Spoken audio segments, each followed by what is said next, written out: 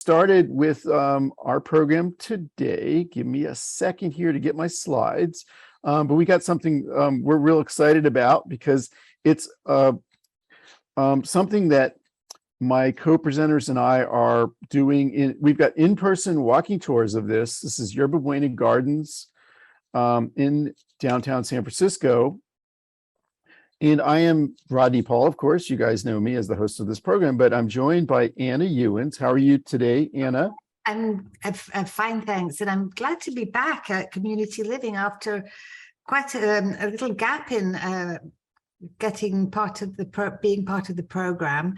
And I've done one in-person tour of what we're looking at today, one. And I would have to say, going through our presentation today to get ready for this, I think there are so many advantages over doing a Zoom version. We've got far more photos, and I think it's certainly not a poor substitute. It's got certainly many pluses over the in-person tours. I mean, they both have their, of course, pluses. Yeah, I mean, we're hoping like you guys will experience this today and want to come on our walking tour of this. Because it's different ways of seeing the same thing. But I agree, we're going to be able to show you some stuff today that we don't normally have on our walking tours. And we're also joined by Verena Lucas, who, like Anna, is a fellow museum guide at what we affectionately call the San Francisco Unnamed Museum of Art, because they're a little shy about us using their name. But Verena, so you've been leading these tours of Yerba Buena Gardens. Yeah, this was one of the nicest things that Rodney introduced me to, is the artwork at Yerba Buena. And it's quite amazing when you're going through there, you think you know it, but then you're walking through and you're seeing all this artwork like Anna. It is fantastic. And this is almost better than the tour, because here we are having photographs and everything is described. So this will be a good one. Good. Well, I'm really glad you both joined. And I think, Verena, we're thinking you're going to be back for another art viewing adventures soon. We'll talk maybe about that at the end. This is a map of Yerba Buena Gardens. Of course, it's located in south of Market, so bounded by Mission Street, 3rd and 4th Street, and then really Folsom Street. You can't really see it down here, but this is the Moscone Convention Center here. So most of the places are going to be here in the kind of northern part of it, across from the Contemporary Jewish Museum and the SF MoMA. And we're going to take you through these pieces. The first one we're going to talk about is the waterfall, which is in the center of Yerba Buena Gardens. It's kind of like the centerpiece of the whole area. And it was in the gardens when they opened in the early 1990s. The sculptor is Houston Conwell, the poet. So there's some poetry in there, and it's Estela Majazo, who's actually his sister. And then there was an architect involved. It's a very large piece, and we're going to show you a few pictures of it. So this is kind of the looking at the pool from the top, where the water flows down from. This is the waterfall that you would see if you're in the middle of Yerba Buena Gardens. Here's another view of it. Interesting little challenge for us as tour guides, because it makes a lot of sound. And so we often want to be a little bit away from this as we're talking about it, but we don't have to worry about that here on Zoom. And then if you go behind the waterfall, and let me show you. So behind this area here, there are pictures of Martin Luther King and other people involved in the civil rights movement. There are quotes from Martin Luther King. And then there's this one that's kind of a very important quote from Martin Luther King. He says, "No, we are not satisfied, and we will not be satisfied until justice rolls down like water and righteousness like a mighty stream." And that's, of course, notable. Here's the artist Houston Conwell, who is no longer with us. But as we talk about this piece, and we think about that quote from Martin Luther King, let me ask you, Anna and Verena, how do you think this piece evokes the memory of Martin Luther King? Well, one thing that I've seen commented on, and has weight for me is that Martin Luther King Jr. was baptized. He was part of the Baptist church. And there's something about this water pouring down that, to my mind, has some sort of association with baptism, like a transformation. So it's like a transformative, space. It is like, you're in a special place, I think, when you're near this waterfall, when you're behind it. What about you, Verena? How do you feel about this piece's relation? It's a very, very special place, especially when you go behind the water. And the water does remind me also of the baptism, like Anna said. And when you're going behind the water, you're sort of in a different area where it's just Martin Luther King, his quotes, his paintings, and then you're looking out and you're seeing the waterfall, and through the waterfall, you're seeing the city. It's just almost all encompassing the meaning of Martin Luther King's teachings. Yeah, and I think it's notable that it's in the center of Yerba Buena Gardens. I don't think we're going to talk a lot about the history of the area on this program. It's something we talk about more on our tours, but this was an area that was hotly contested. There had been communities of lower income people living there, including a lot of immigrants, a lot of people who had worked in the Longshoremen Union. And these people were displaced by what was called redevelopment, which involved tearing down all the housing. Like, thousands of people lived in this area, replacing it initially with parking lots. And then the Moscone Convention Center was built.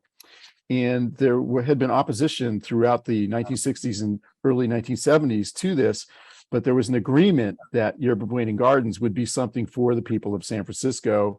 And so this piece is really showing, one of the groups that's really important in the fabric of San Francisco, the African American community. And it's notable that Houston Conwell, the sculptor who created this, his wife is very much involved in remembrances of African American history too. She's involved with the Smithsonian African American Museum in Washington, D.C. She's been on the staff of that. And Houston Conwell himself has done other works that are evocative of African American history. And I think one of the things we see in this tour is that we do have representation from a number of different important groups in San Francisco. Any other thoughts, Anna or Verena, before we move on? No. Nope. So let's keep going. I do have one thought. The inscription behind the waterfall, as you walk behind it, there are sayings from Martin Luther King in different languages, and the different languages represent the sister cities of San Francisco. And I thought that was interesting to discover. Yeah. And there's other things in Yerba Buena Gardens that evoke these other places that are, of course, important to us. We have relationships with these places. So the next piece is a short distance from there, and it's basically this big green thing coming out of the pavement. It's called Deep Gradient Suspect Terrain, or Seasons of the Sea Adrift. The artist is John Roloff, and here's a really nice picture of it at night.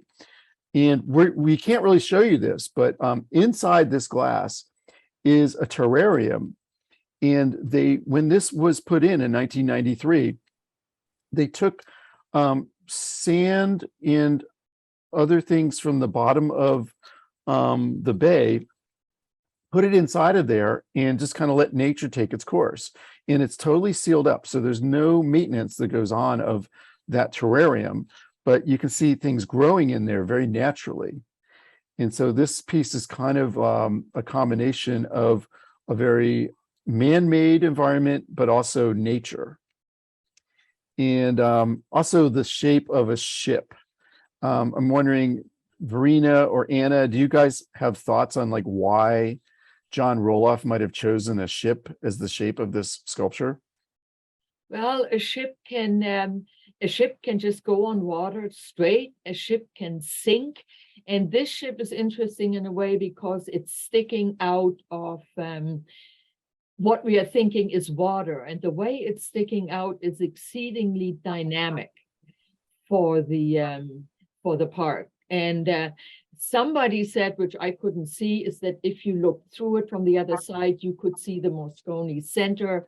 Well, that maybe was in the past, but you can't really see it anymore now.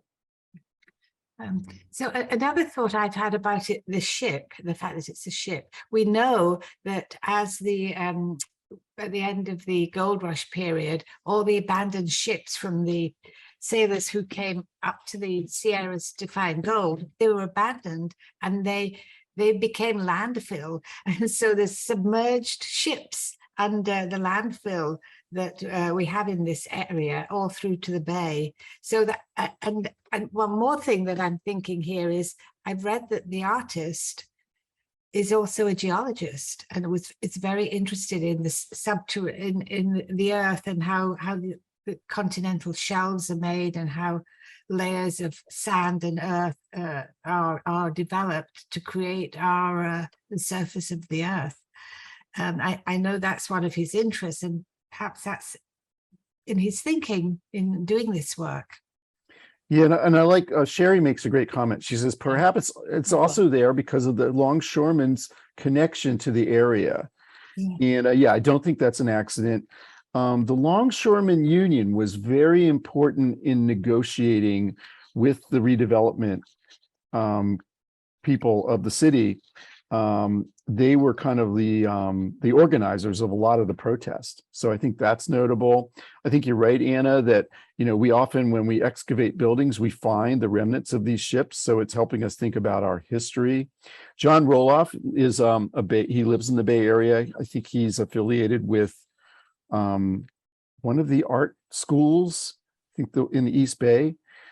So he would be very conscious of that history.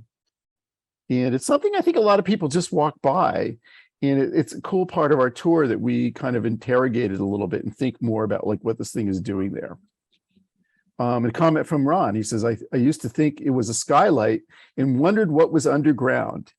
And that kind of gets at what you said, Verena, that I think it was at one time possible to see into Moscone Center through this thing, but no longer. Not sure why that is. Any other thoughts before we move on? And the next thing we're going to look at is something that Verena really caught your eye. Here is John Roloff again. He's still around, which is nice. But Verena, you really love this mural that's on the St. Regis Hotel, which is just north of San Francisco Museum of Modern Art, by Raymond Saunders. So Verena, what is it about this piece that really grabs you? This piece is totally amazing. First, you're looking at it. It's perfect beside the Museum of Modern Art when you're seeing the color, when you're seeing what's on it, but also when you're looking at it, it's a mural. And once you start digging deeper or go a little bit further along, it is not painted on the wall. It is actually glass. It's a painting of Saunders, and he recreates his painting in glass. And that is sort of a really amazing thing. And actually, this thing is 36 feet by 36 feet, so it's square. And what do you see on it? There is so much to see on this one. Well, one thing I'm noticing, I'm looking at this black on the red, and it kind of, I don't know, I see a face. Yeah. Yeah. Yeah, I do too. Yeah. So it's kind of evoking a person, perhaps. Paco's noting that this is like an art glass painting. Mm-hmm. Marcia says she sees Spider-Man. That is great. Yeah, those are the Spider-Man colors, aren't they? And Spider-Man climbs walls. So that I love that connection. Yeah, the exciting thing about it is there is so much in it. You're seeing there are all kinds of techniques. He fuses, he etches, he paints, he casts, and he is using, in a way, he does it in all of his paintings, almost a duality. One side is always very bright and another side is dark, sort of a metaphor of our life that not everything is perfect, but when it's not perfect, it gets perfect again. And also what you're seeing on the right-hand side, if you're looking at it, there are Japanese calligraphy, there are numbers, and there are so many things to see. And the thing is, Saunders is a teacher in Oakland, actually. And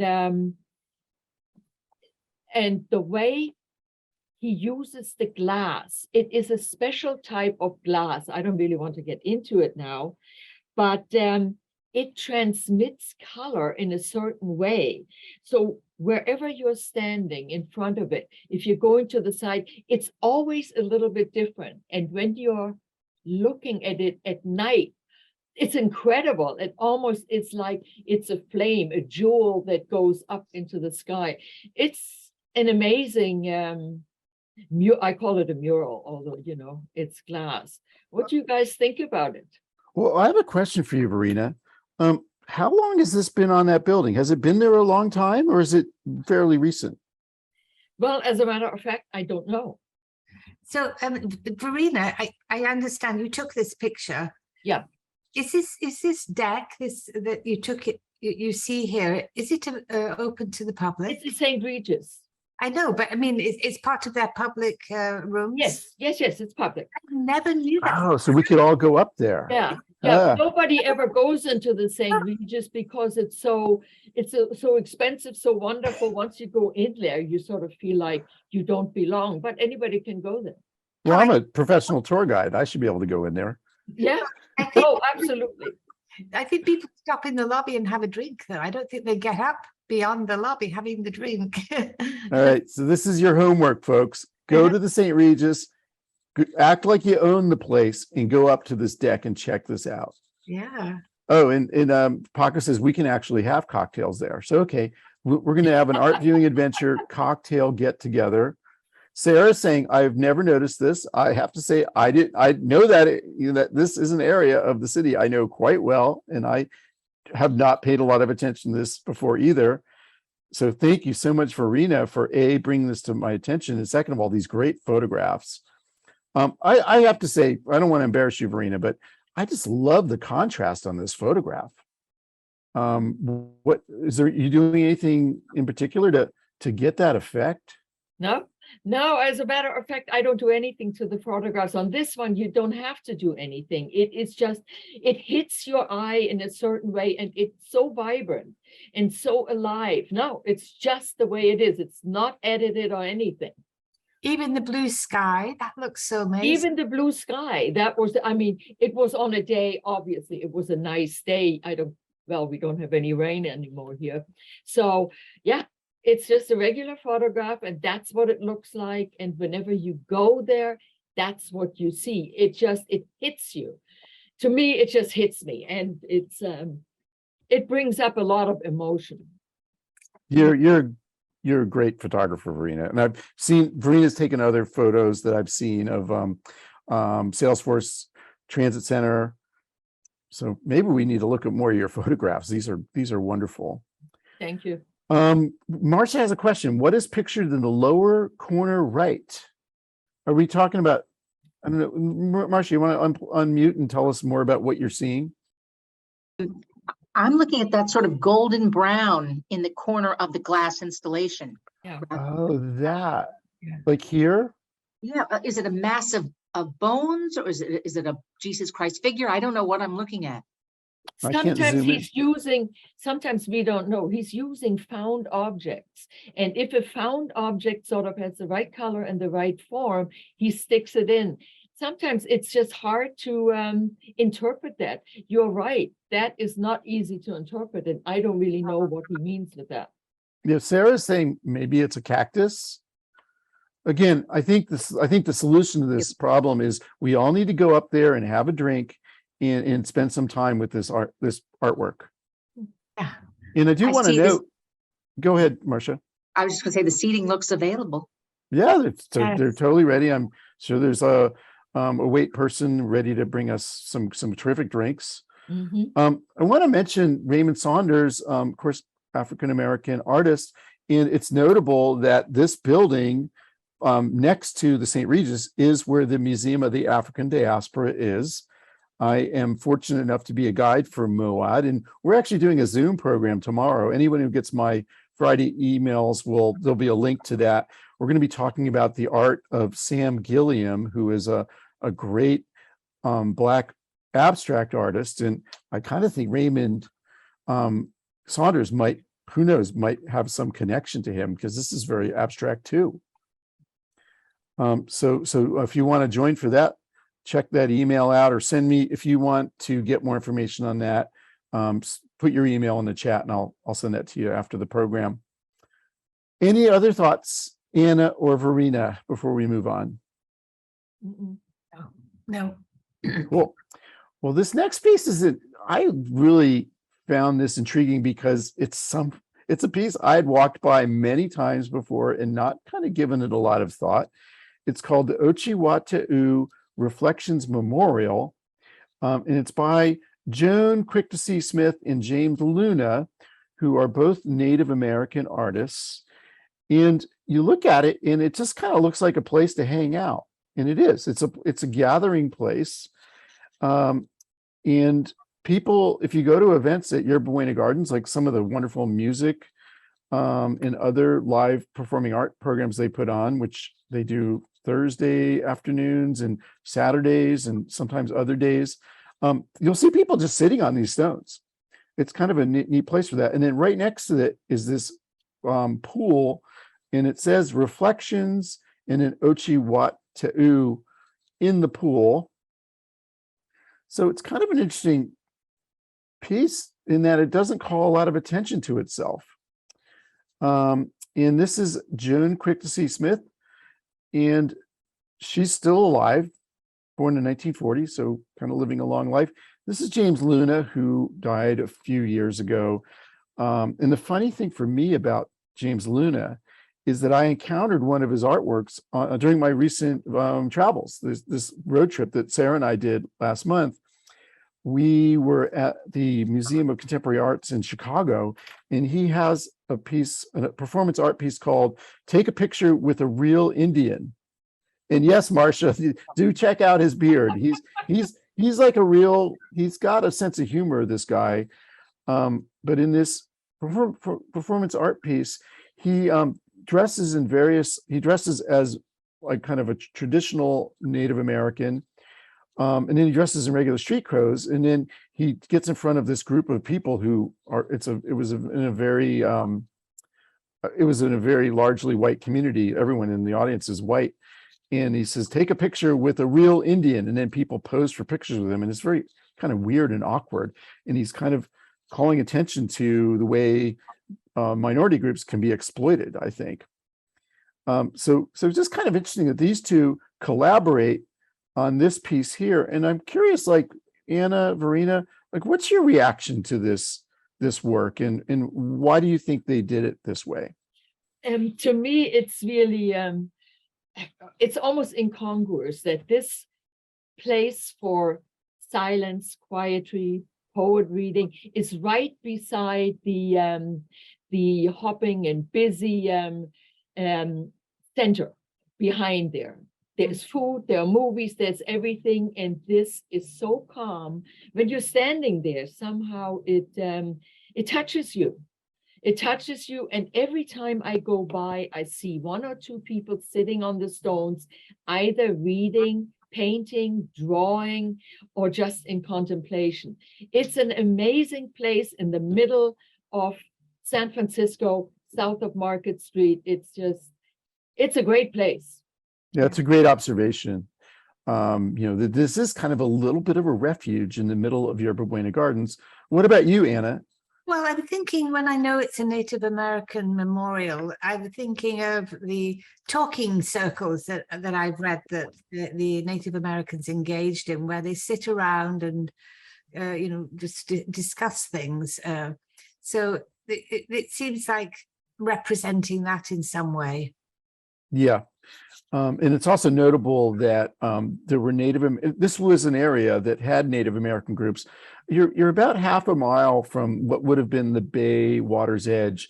And it was an important place where there were large Native American communities, and in all the development that's happened over the years, important burial grounds were disturbed, and so this is kind of some act of kind of restoration of respect for that community. Yeah, and Paco, you really like the picture of James Luna.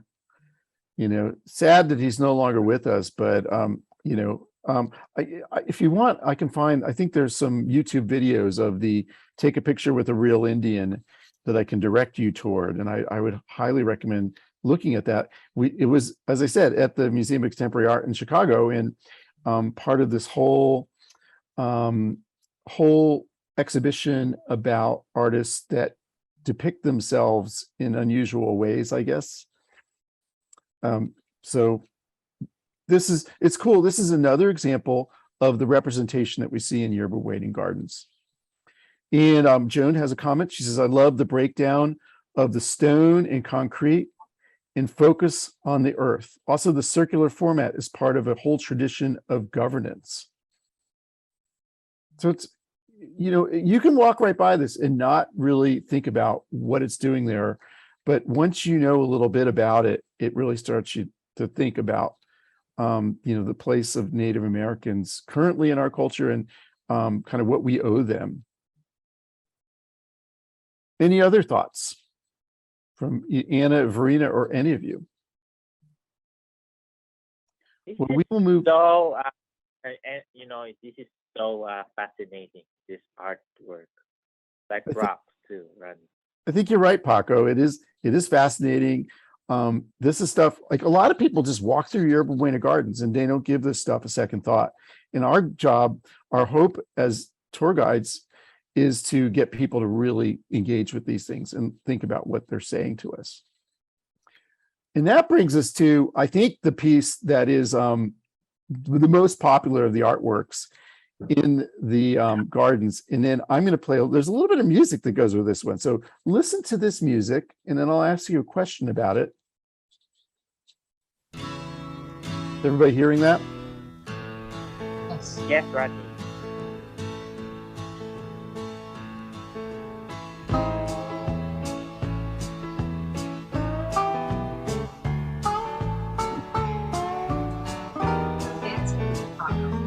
Got a nice beat, doesn't it?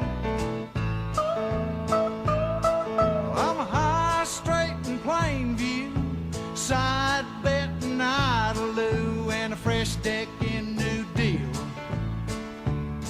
Yeah, some call me high hand and some call me low hand, but I'm holding what I am, the wheel.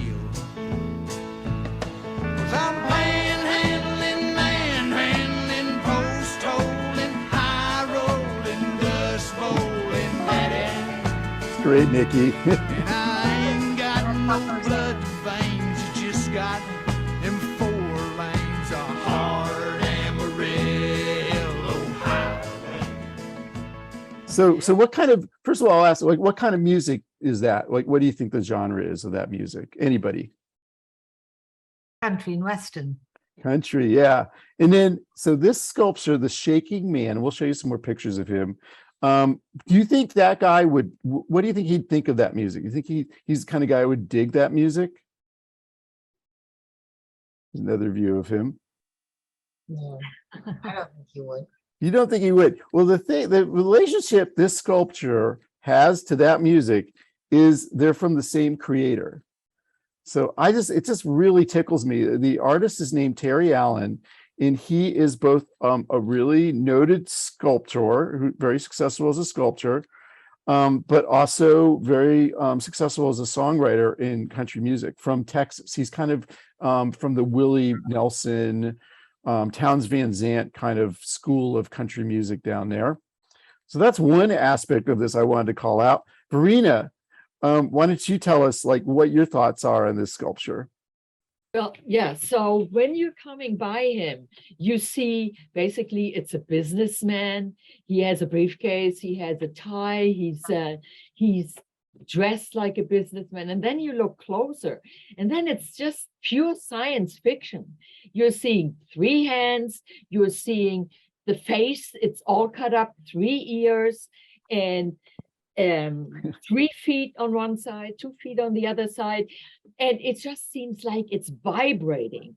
If this is our greeter to the Yerba Garden Center or to San Francisco, it's perfect, because that's what everything is like. It's not, it's interpretation. He is just an amazing piece of science fiction, and it's just and you drew that connection between him and Ronald Reagan. Why don't you tell us more about how you see that? Well, actually, this was the view. When I looked at this from this side, I thought, God, that looks like Ronald Reagan. And then I started walking around, and it does look like Ronald. It has the haircut, it has the wrinkles, it just sort of has everything. And that is another interesting thing about this sculpture, that especially for Americans, we know Ronald Reagan, and it reminds us of something. You know, whether Terry Allen thought about it or not, I'm not sure. Yeah, but it's a great likeness. Like Ron's comment, he says in an earthquake he looks normal, all these hands. And one thing I'll note is when you've got a convention going on, sometimes they'll put the convention credentials around his neck, so it's like he's attending the the software security convention. And I'll ask people who are attending the convention, did you see this guy in Moscone Center? Is this a guy who's like what's he doing at the convention, and what's his job? Well, shaking hands with everyone. Yes. And the interesting thing is, if you're looking in the lower left, you're seeing his 3 hands, and the fingers are burnished. And they're burnished because he's been shaking hands for so many years that it's burnished. When I had a tour there, I told people, do you want to shake hands? They all went and shook his hand twice. So that's an interesting thing too. He is a greeter, and he wants you to shake his hand. Yeah, Anna, what are your thoughts on the shake? I mean, you live in the neighborhood, so you've probably seen the shaking man hundreds of times, right? Yes, well, I thought both that he could represent a person at a conference, yes, but it also represents, I think, movement, very much movement. Just like a still of a movie. You know how a movie's made up of lots of stills that get moved forward fast. So it represents motion to me. But the look on the face, I think you could go even a step further, and he looks very agitated. I think. Yeah. It's the other question I'll ask people is, do you know this guy? Do you know people that this guy brings to mind? And then there's the hand. It's very popular. It's really a piece that people interact with. And I know we are always saying, you're not really supposed to touch artworks, and I don't think they really make a big deal of that at Yerba Buena Gardens, because this one, so many people touch it. It just seems like it's begging for that, even though that does leave an impact on it. This is this guy, Terry Allen, still around. He's, got some fabulous music. I didn't really know his music, and now I'm starting to listen to it, and really, I think he's an interesting dude. He was, like I said, country music, but he had ties to some of the 60s bands, including Little Feat and others. So someone who is in that really interesting part of country that is kind of connecting with maybe the hippie thing that was going on here in San Francisco. And this is a great picture of him. This is from one of his album covers. And I'll read, there's some, Karen likes the thing about the badge, him wearing the badge. It is kind of just a funny way that he's welcoming people to San Francisco. Marcia says, I thought he might be imploding at first, but then I thought it was capturing the motion of a president greeting the people. Nikki, you're asking, is it really Ronald Reagan, or are we just thinking he has a strong likeness to him? I think he looks like Andy Griffith. To me, I'll just answer that, and then Verena and Anna, you can join in. I always feel like if there's a connection in your mind, that is real. It doesn't mean the artist intended that, but if that's the net effect of the art, I always validate that. And if you think he looks like Andy Griffith, that's your truth, right? That's how you've interpreted this. What do you think, Anna and Verena? Yeah, I think art is made for us to interpret. We may interpret it totally differently than Terry Allen wants us to. So yeah, art is in the eye of the beholder. We all have different views on art. And another thing about this sculpture is it definitely is, you stand in front of it and it is moving. If you see on the right-hand side, you see his tie. His tie flips all the way back, meaning he's moving somewhere against the wind or so. I mean, this is such a vibrant, it's perfect for Terry Allen and his music. Well, and it was often very windy in that location too, so kind of Yeah. notable. How about you, Anna? What do you think? I agree entirely with what Verena said. And with all of the research that one does when we're preparing for something like this, we all wonder, what did the artist say? I have looked and looked and looked. I've never found out anything about what this artist said about this piece. But as we were saying, in the end, it doesn't really matter. It's what it means to us. So that's a great lead into, we're going to look at another sculpture that he did that is in Sonoma. It's at a place called the Oliver Ranch. It's actually a private property that you need to have a special arrangement to go visit. But so happens that Anna and Verena and I did get to go, I think about a year ago. And so it's there's two sculptures. I think you can see one is evoking a certain kind of person, and the other is evoking a different sort of person. And I get the sense Terry Allen has a pretty sharp, provocative sense of humor. Yeah. You do wonder, would some people possibly take offense at this? But they always seem like they are, like somebody just said, there is a tie flying here too. And Yes. the woman's skirt is up, they're moving. He doesn't just do sculptures that are standing there. No, they are moving. And you see something different from every side that you're walking to. Well, and I get the sense these two are going to be doing even more moving later on. Maybe I'll leave it at that. So yeah. What about you, Anna? Do you like this sculpture? I think it's very fun. Yeah. It's something, I think when you do the tour of the Oliver Ranch, it is something that is one of the highlights of that. If you do want to do that tour, I think that you have to be a nonprofit. You have to, you sometimes have to make arrangements like years in advance to get in there. But it's a pretty cool place to visit. Any last thoughts on Terry Allen? You can definitely hear his music on Spotify and other places that stream music. And I would now encourage I you. have to listen to his music. I think you should. I like that song. I didn't even know he was writing music. Yeah, go ahead, Paco. No, I Paco. really love to listen to the music, Rodney. Well, it's fun to play. I do want to. This is something I created using the Shaking Man. I took him out of his context because when the Warriors won their championship a few months ago, Steph Curry said that it was really surreal to be winning his fourth championship, and it made me think of Shaking Man and these clouds, which evoke another surreal artist that many of us are familiar with, Rene Magritte. And I just thought, well, Steph Curry was up in the clouds, trying to dribble around Shaky Man. This is what it would look like. So this was something I did. Let's move on. Another artist, Leo Villarreal, who I don't know if you know his name, but he's someone who really we Bay Area people should know.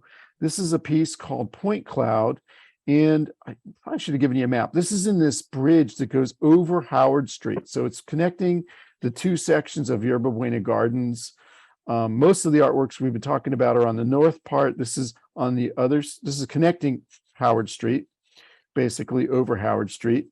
This is the artist, Leo Villarreal, and he likes to work with light. He's you could call these light sculptures. And, we look at this one, which has lots of different colors. I have a video that I think is pretty cool, showing you what this looks like at night.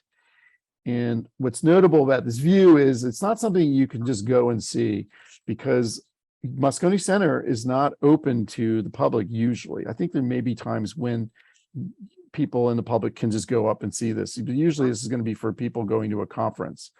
But this is a really, really cool piece as the lights change. And if you're driving on Howard Street, you will be looking up and seeing these colors changing, but you won't get quite this view. And I'll start with you, Anna, since I know you're nearby. You probably see this quite a bit. Well, what are your thoughts on this? Well, I think these photos taken from the inside of it on the bridge are absolutely show it as stunning. But I've only seen it from the street, and although it's very pretty, a little bridge over the Howard Street, it's nothing like this. So you really have to be inside to see this wonderful view. So I think that's just to set expectations for anyone going by. And in the day, of course, you can't see it hardly at all because the lights just don't show up. Yeah, and you were saying at the beginning that, there's things we can do on the Zoom program that we can't do on our walking tour. And this is a good example. Absolutely. We just point to this thing and you can see a little bit going on in the day, but it's nothing like this. But one of the things that I believe is true about this, as you'll talk about, the artist is the one who did the Bay Bridge lights as well. And there are twice as many LEDs in this piece on the bridge as there are on the whole of the Bay Bridge. Yeah. Verena, I think you have a thought on this. Yeah, the interesting thing to me is you ask yourself, why has he chosen that part of the city to put the lights in? But when you start thinking of what the Moscone Center is, it has conferences, it has all kinds of happenings inside, and many of them are at night, but these lights, you're going through there and you're realizing you're walking into something, wow, that may be surprising. And that's why I think it's a perfect sculpture, whatever, that goes from one side into the Moscone Center. And apart from that, I didn't know that this has, I think, 50,000 more LED lights than the Bay Bridge. Yeah, and I'll show you guys. I have a picture of the Bay Bridge. So he is the guy who did the Bay Bridge lights, and I'd love to hear what folks' thoughts are on that. If you want to throw something in the chat, that this is something that people see all over the city. This one is really much more for the people in the Moscone Center. But here's the Bay Bridge lights that you can see any night after dark. And what I like to do is go to some of the restaurants that are right on the bay, and it's almost like watching a movie. Roger, why don't you go ahead and unmute and share your thoughts or question? I've been to conferences at the Moscone Center, but I never knew about that. I had no idea. That's amazing. Yeah. Yeah, it's fairly new. This thing went in within the last couple years, I believe. Oh, that's why maybe. Yeah. Yeah, they did. They created a new. I guess they renovated Moscone Center South, and there had been a different bridge that was just a pedestrian bridge, and that got taken out and replaced. And we're going to see another artwork in a second on that, and then this thing went in. So this is not something that was in there from the beginning in the early 1990s. Other thoughts? I mean, I do think I want to get in there and check this out in person sometime. I've seen Leo Villarreal's other works in places like Washington, D.C. He was at the they had a piece of his at the Renwick. It might still be up at the Renwick, which is part of the Smithsonian. So really, really great artist. We're so lucky that he's done these things here in the Bay Area. Yeah, the day bridge lights are great. I remember when they first went in, it was just what a big change. It's really nice for at night to see that. Yeah, went in and then it was supposed to be temporary. And Yeah. I remember among the many people who said, this cannot be temporary. This is a keeper. Any other thoughts on all that, folks? Let's move on. This is, so we were talking about the other bridge. This is the pedestrian bridge that everybody can use. And this is an artist rendition of this artwork. I couldn't find any good photographs of it. The sculptor is named Sarah Z. She is a really big deal in the world of sculpting. We'll talk about her in a second. Here's my picture of, there's actually two sides to this. So you see that in this, there's these two halves of this kind of split rock with these what look like shadows, although they're actual pixels in the pavement. And so this is showing you one side of it. You can see these different colors. And let me ask you, I'll start with you, Anna. What do you think of this? Is this one that you really like? Yes, and I think that for me, it's like, how on earth was it made?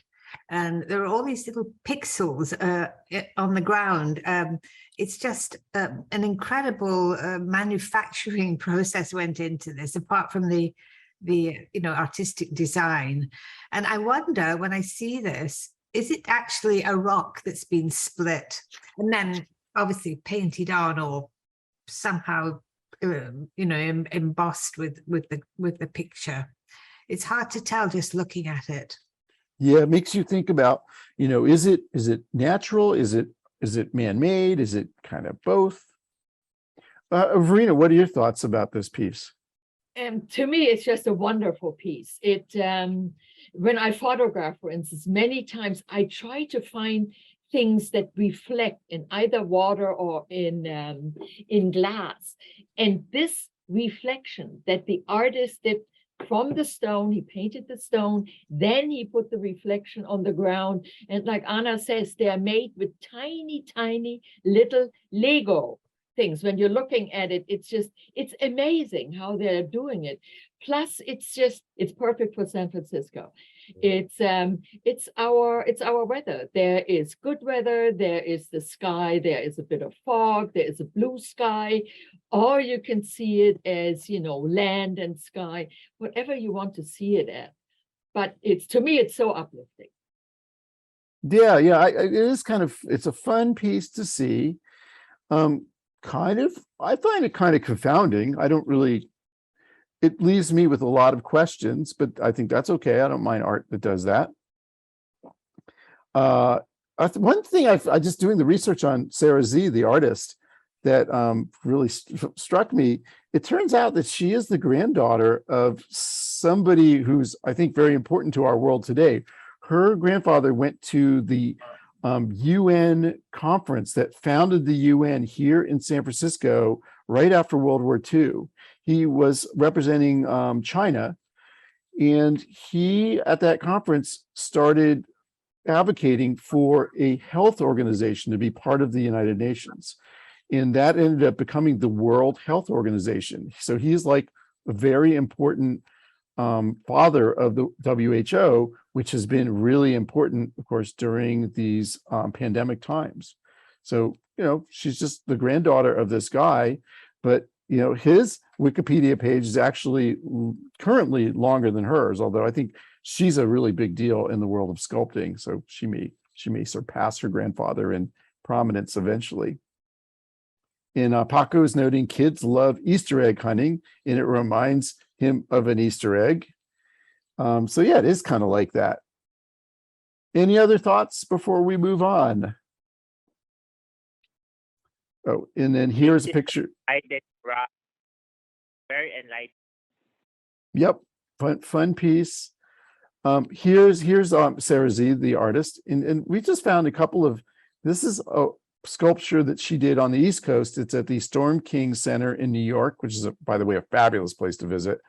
And here's another view of that. She put mirrors into the landscape. I don't know how this picture got taken.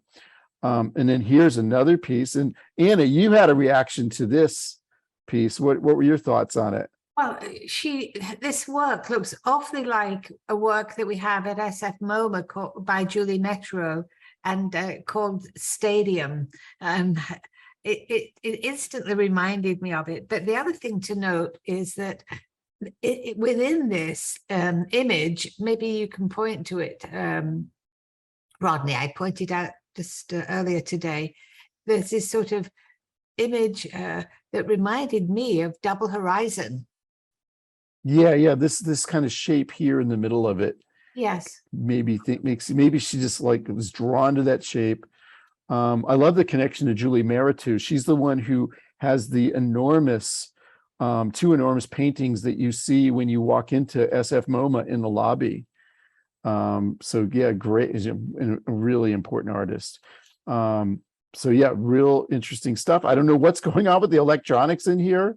No, and the thing that strikes me about this artist, her work is so not just visually interesting and beautiful, but technologically, how was it made? I mean, it really, I think, points out how much more to being an artist there is than the idea of it.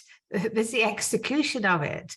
And that's a whole other world, I think. Yeah. She's certainly got a good grip on that from the technology point of view, the manufacturing point of view. And Sarah's saying with the plants in electronics, it reminds me of Namjoon Paik. Yeah. Yeah. Yeah. So let's move on. We got a couple more to look at.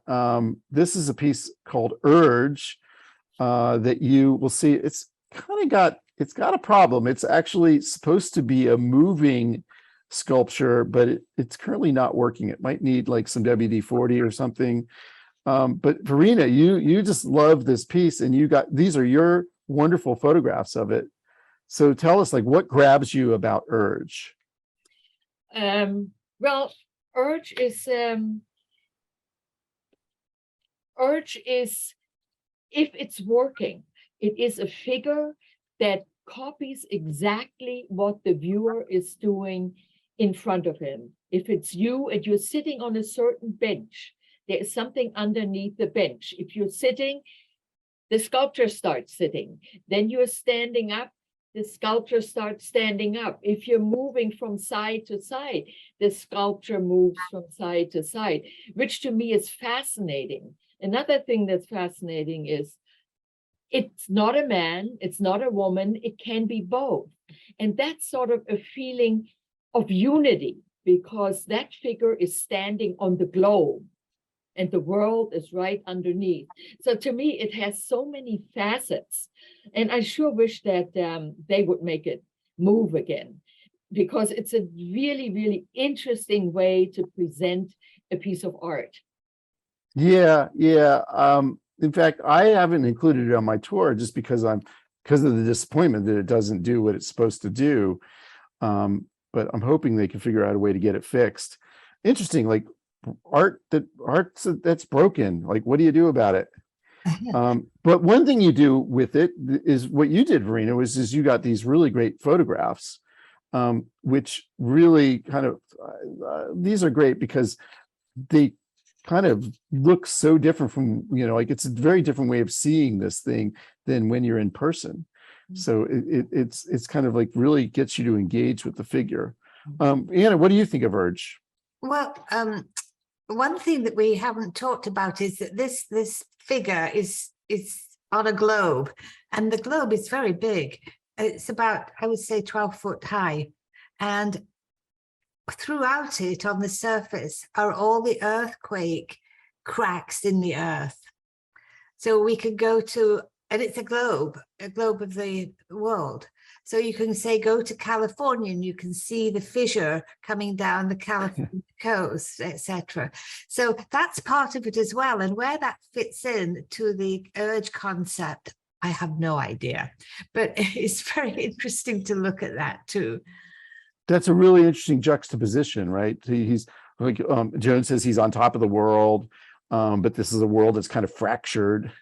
Yes. And then the title Urge, like where's that come from? And then I did have a picture of the artist, which I think is kind of, I like the fact that he's kind of in a little bit of a squat himself, or he's sitting like the figure. And it looks to me like he might have had a rough night when they took this picture. Like, I don't know what this guy's substance consumption habits are, but he just looks like he's kind of like he needs a cup of coffee or something. Chico McMurtry. Well, these look a bit like the tubes that you see in the ER room, all hung out and drips and stuff. Yeah, it's kind of evoking that. Well, let's move on. We got one more piece to talk about, and it is the carousel.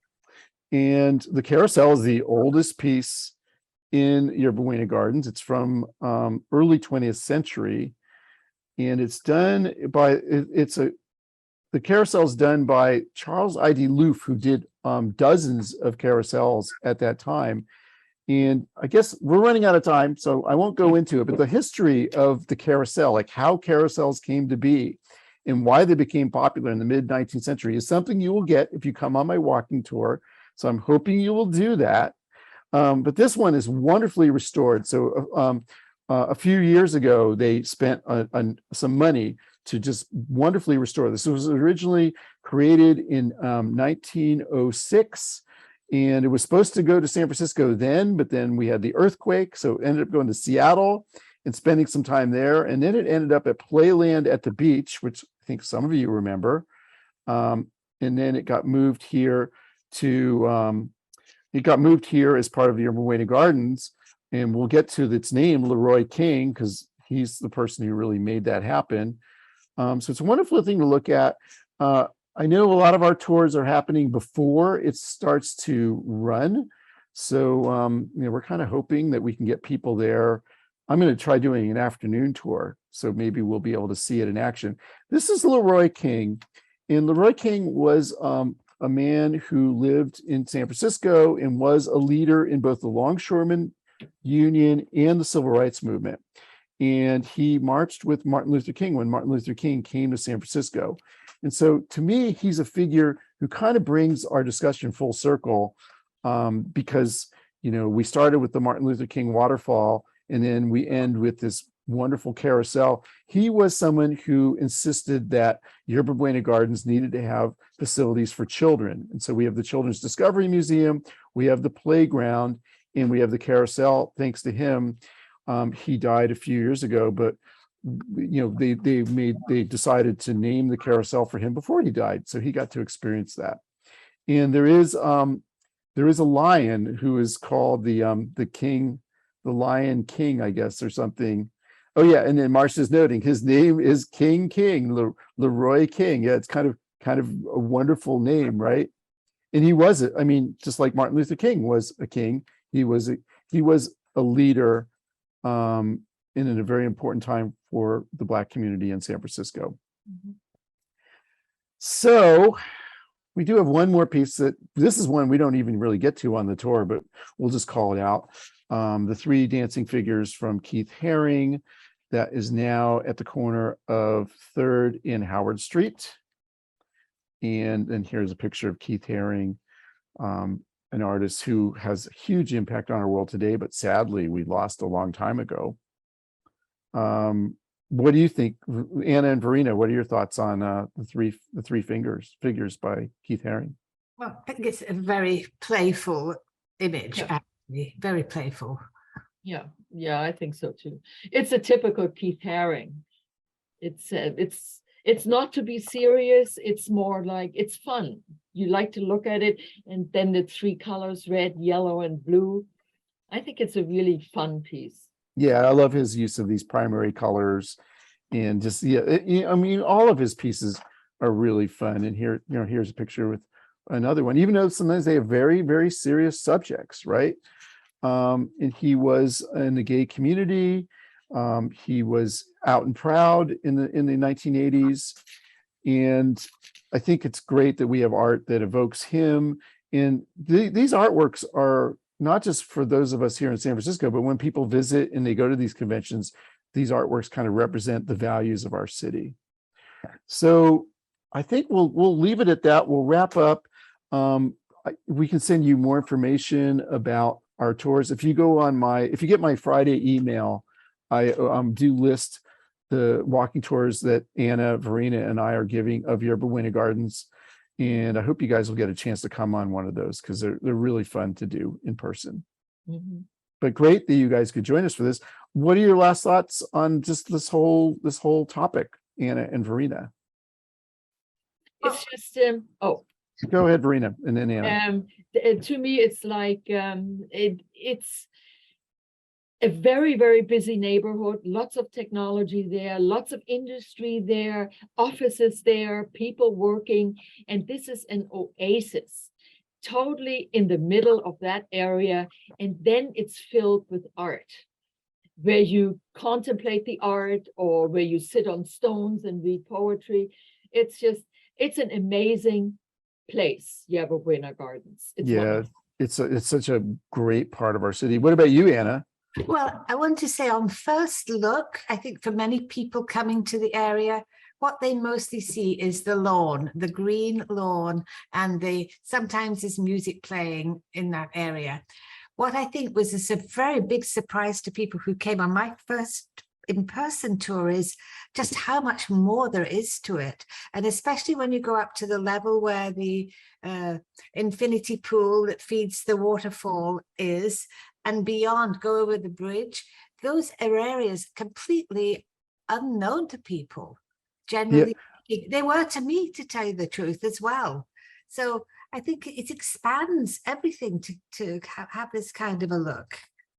Yeah, we did actually. That reminds me that we had a question earlier about where the Split Rock is, and it's right on this bridge over Howard Street. Right here is where you'll find it. And you're right, Anna, like a lot of people just go walking right by this stuff. And it's a real privilege for us to be able to take you into more depth about it all.